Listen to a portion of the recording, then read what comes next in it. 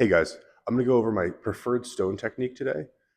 First off is going to be a basic stone technique, how to load stones if you have no familiarity with loading stones at all. And then I'm going to go into a bit more detail, get into some of the specifics of how you might adjust your stone loading technique based on specific parameters of the event and your specific anatomy. For the basic stone load technique, line up so the middle of your foot lines up with the middle of the stone. Spread your fingers as wide as you are able to, and place your hands also in the middle of the stone, trying to get them as far underneath the stone as you can.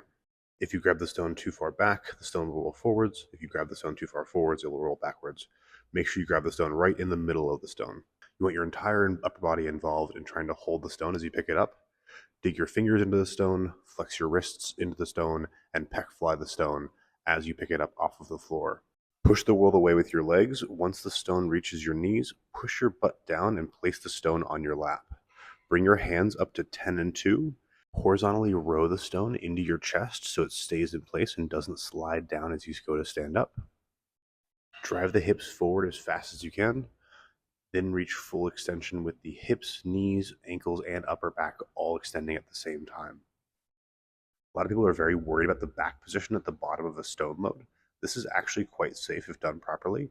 Most of the flexion or rounding is coming from the upper back, which is very tolerant to flexion. And as you pick up the stone, there is no increased flexion. You are starting in a flexed position and you are only extending from there. You are not entering further degrees of flexion as you actually pick up the stone. In other words, as I start, my back is not rounding any further. It only straightens as I go, and then at the very end, being very arched. Because of that, it's overall a quite safe position. That's the basic version for my preferred technique for how to load a stone. Now we're going to get into some of the details of how we might adjust that technique given certain weaknesses or strengths depending on your anatomy and other variables. Starting with the setup, if the getting the stone off the ground and the actual grip of the stone is the limiting factor for you, especially if it's a tachyless stone, getting more skin in contact with the stone can make it incredibly helpful to get the stone off the ground. So you see here, I'm actually bending my elbows and my hands are slightly in front of the midline of the stone now. What this does is put more skin in contact with the stone. It gives me more surface area, more friction to help me hold onto the stone. I'm still trying to dig my fingers in, dig my wrist in, peck fly the stone, but I have more friction to make contact. And especially without tacky, this can be a game changer for being able to get the stone off of the ground. Now, this is if you have the limiting factor of your grip on the stone. If your deadlift strength slash hip leg strength is the limiting factor, or you have bicep issues, this is probably not the technique for you because it puts the hip position in a less advantageous angle and it puts the biceps at greater risk. But if the grip is by far the limiter for you, this can be a useful technique to get around that problem. Now, conversely, if you do have bicep issues or the hip deadlift strength of the lift is the hardest part for you to get off the ground, keeping relatively straighter arms and having a slightly higher hip position is probably going to be the better choice for you. The hip position should be one that matches roughly what a ultra high deficit deadlift would be, because this is basically what a stone load is. It's an ultra high deficit where the stone is at the floor, where you would do a Ukrainian deadlift or something of a similarly high deficit. If the load is relatively easy, then the limiting factor is the speed of the lift and how fast you can get to the next stone or the next rep. If this is the case, one motioning it can be a great option where you put your hips a bit lower, you shoot your hips through faster, skipping the lap portion entirely and just throwing the stone over the bar. Now, if getting the stone into your lap is the hardest part, you can roll the stone into your lap. As it gets close to your knees, pull upwards on the stone so it rolls into your lap, making the transition from pick to lap a bit easier. My default recommendation for adjusting the hands after you put the stone in your lap is to bring your hands up to 10 and 2. This usually makes it relatively easy for most people to get the stone onto the platform or over the bar. However, if you're relatively tall or the platform is relatively low, you don't actually have to adjust your hands. You can still sit into your lap if it's too heavy for a one motion, but not adjust your hands if it's a bit faster for you to get the stone onto the platform. Now, on the flip side, if you're a relatively short lifter or the platform is very high, it can be helpful to bring your hands even a bit higher than 10 and 2. That way, when you extend from your back, you can pull your shoulder blades down further and get the stone even higher up your chest. Make sure this is combined with really intense extension from the hips, knees, ankles, and upper back, getting the stone as high as you can to get over the platform. If the height of the load is not that challenging for you, then keeping your feet where they are when you transition from lap to load is the most efficient and fastest way to do it. However, if the height of the platform is quite high for you, narrowing your feet before you actually lap the stone can help you get just a little bit higher. As your feet are closer together, you're a little bit taller, whereas when your feet are wider, you're just a little bit shorter, and every little inch matters when you're trying to load it over a platform. When it comes to equipment choice, there's a few things that you'll be allowed to do, and some things will depend on the contest specifically. The first thing I would talk about is shoe choice. Depending on what your limiting factor is, if you have a hard time getting it off the floor to your lap, I recommend a deadlift shoe, a barefoot shoe, something with a minimalist sole so you're lower to the ground. It's a bit easier to get off the ground. It is going to make it getting over a high platform harder because you don't get any sort of boost from it, but it does make the initial portion getting off the ground a bit easier. Now, if you do have a hard time loading it over the bar, having something with a bit of an elevation, my preferred is a hiking boot.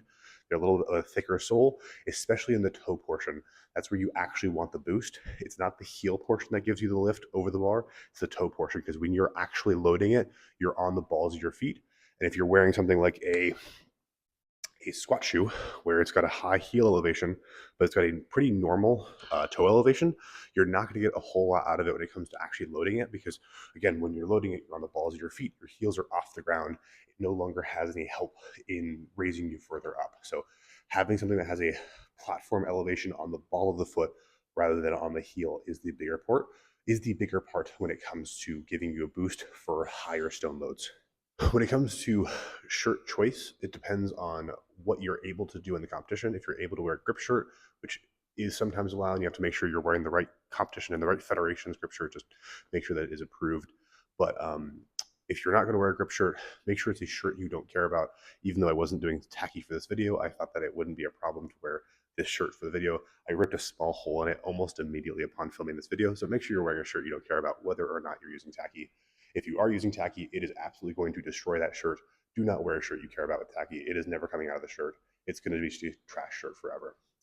One tip for tacky shirts that can be really helpful: if you have a shirt that's too large and it's a bit baggy, if you get tacky on the shirt and the stone touches the tacky on the shirt and then it sticks to the stone itself as you start to load, it'll pull the shirt with it.